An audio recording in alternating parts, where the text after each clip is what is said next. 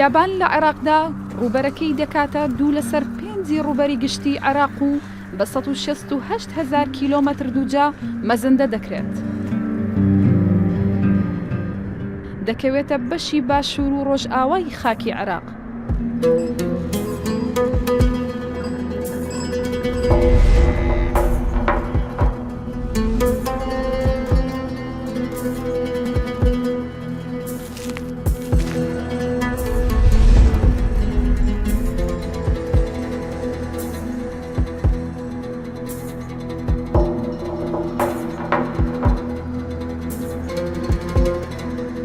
هەبوونی ئەم ڕوبەرە بیابانیە هۆکارە بۆ ئەوەی بکەوێتە ژێر مەترسیەکانی گەردەلوولە لماوی و خۆڵاویەکان بە جۆرێک لە ئەگەری هەبوونی بەپێی بڕ و ئاراستەکەی لەگەڵ سروشتی وشکی ناوچەکە و بەرزی و نزمی ناوچەکە جۆری خۆڵبارینەکانیش دەگۆڕێت.